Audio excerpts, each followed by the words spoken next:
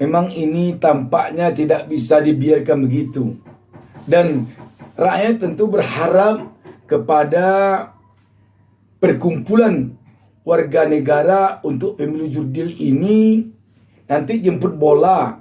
Jika KPU tidak menanggapi atau KPU tidak mengundang, tidak memanggil mereka untuk datang ke KPU, mereka yang harus datang ke KPU. Mereka yang harus mempertanyakannya kepada KPU. Mengapa data ini sampai seperti ini?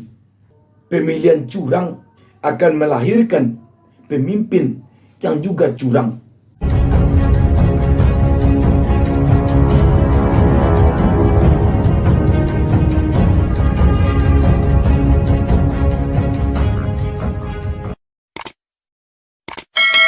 Assalamualaikum warahmatullahi wabarakatuh. Kita berjumpa kembali.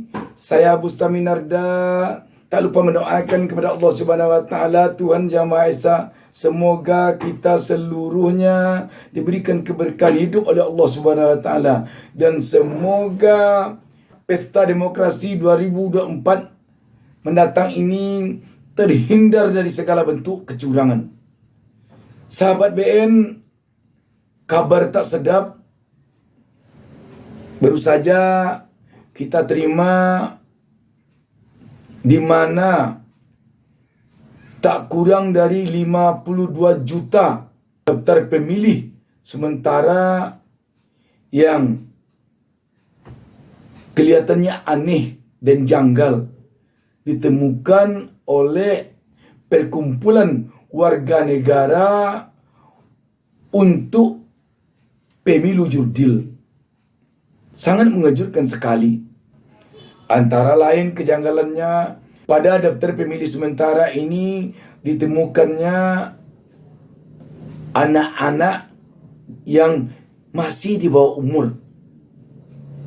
Di samping itu ditemukan juga tidak sedikit warga negara yang usianya 100 tahun ke atas.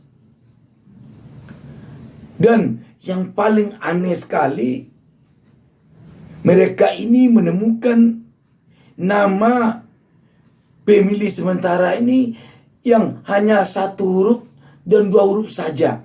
Ini kan mudah nanti nama-nama seperti ini menjadi ajang kecurangan. Bayangkan, masa namanya banyak sekali yang 1 huruf saja dan hanya 2 huruf saja namanya.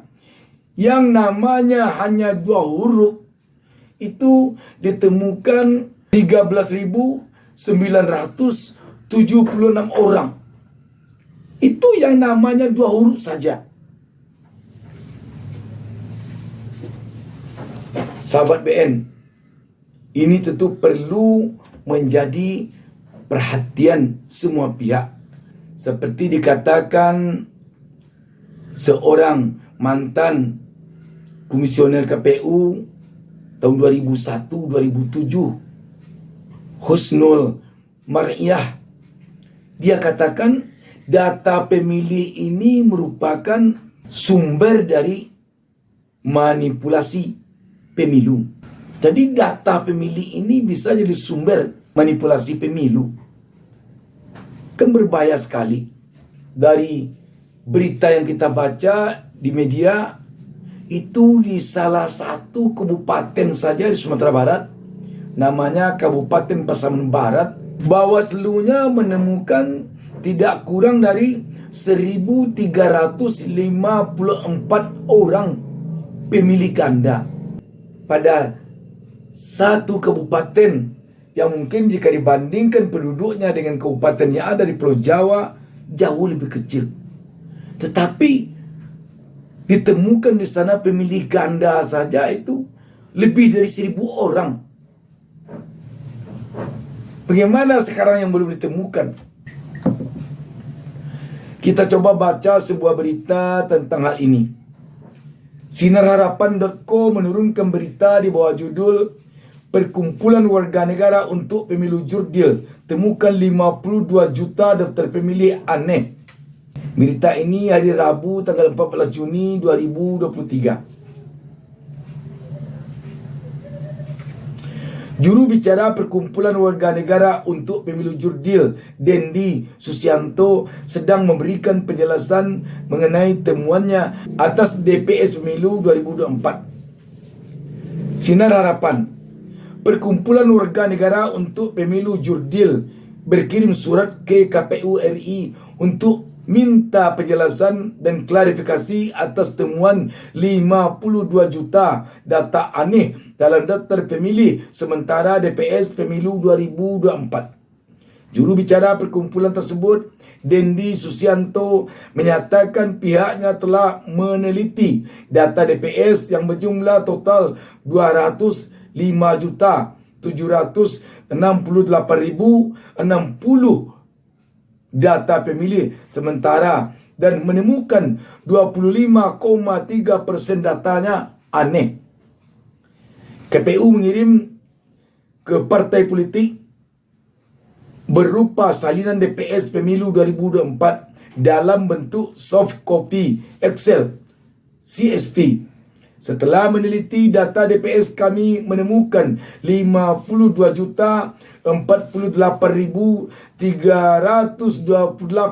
atau 25,3% data janggal, kata Dendi. Beberapa kejanggalan yang ditemukan, tutur dia, beragam, mulai dari usia, kesamaan identitas, hingga alamat tempat tinggal yang tidak jelas. Kesimpulannya, data DPS yang dikeluarkan oleh Komisi Pemilihan Umum KPU sangat minim informasi. Setelah meneliti data DPS, kami menemukan 52,048,328 atau 25,3% data janggal. Data janggal tersebut iaitu pemilih berumur lebih dari 100 tahun, pemilih berumur kurang dari 12 tahun, pemilih memiliki identitas yang sama, pemilih memiliki RT kosong, pemilih memiliki RW kosong, pemilih memiliki RT dan RW kosong, kata Dendi. Data aneh yang ditemukan perkumpulan tersebut, umur di bawah 12 tahun 35.785 orang, umur di atas 100 tahun 13.606 orang, nama kurang dari 2 huruf 14.000 orang, nama mengandung tanda tanya 35, RT-nya 0, 13.344.569 orang, RW-nya yang 0, 616.874 orang, RT dan RW-nya yang 0, 35.905.638 orang. Ini identitas sama, yakni nama, KPU ID, RT, RW, TPS semuanya sama, 2.120.135 orang. Data DPS yang dikeluarkan KPU amatlah minim informasi, katanya. Data DPS hanya memuat nama, umur, desa, RT, RW. Data yang dikeluarkan tidak secara jelas menginformasikan nomor identitas penduduk, tanggal lahir, kecamatan, kabupaten, dan provinsi. Dengan data yang minim informasi tersebut, katanya amat sulit bagi orang normal dari kalangan warga negara, partai peserta pemilu maupun lembaga pemantau pemilu untuk ikut membantu KPU memverifikasi DPS sebagaimana yang diamanatkan Undang-Undang Pemilu. Ia menyayangkan KPU yang tidak mengeluarkan data secara jelas sehingga menghambat hak warga negara untuk ikut memantau pemilu 2024 agar jujur dan adil. Ia membandingkan dengan kebijakan KPU pada pemilu tahun 2004 yang lebih transparan. Pada pemilu 2004, KPU mengeluarkan data pemilih secara jelas sampai dengan NIK sehingga lembaga pemantau pemilu seperti LP3ES dulu bisa melakukan audit DPS untuk membantu verifikasi data pemilih.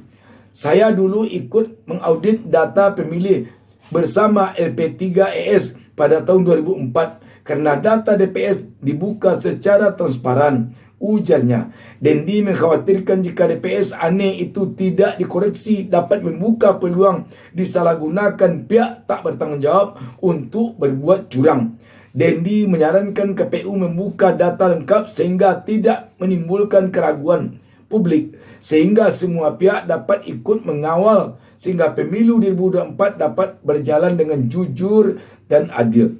Perkumpulan Warga Negara untuk Pemilu Jurdil berharap KPU mau membuka data DPS secara transparan sehingga semua pihak dapat ikut mengawal sehingga pemilu 2024 dapat berjalan dengan jujur dan adil, pungkasnya. Jadi sahabat BN, memang ini tampaknya tidak bisa dibiarkan begitu. Dan rakyat tentu berharap kepada Perkumpulan Warga Negara untuk Pemilu Jurdil ini nanti jemput bola.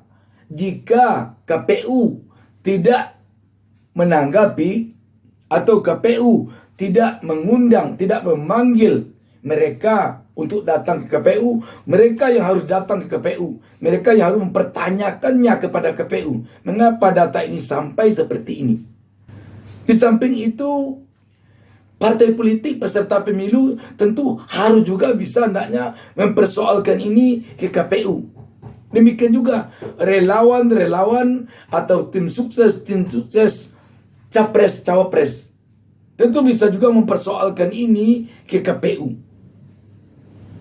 Pokoknya semua kita harusnya sama-sama berjuang untuk terciptanya pemilu jurdil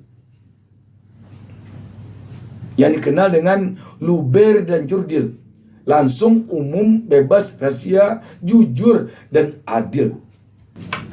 Sahabat BN, kita tentu sekali lagi berharap kecurangan pemilu bisa kita hindarkan.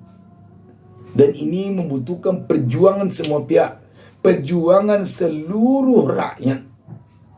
Sebuah pemilihan curang akan melahirkan pemimpin yang juga curang. Demikian, wassalamualaikum warahmatullahi wabarakatuh. Jangan lupa subscribe.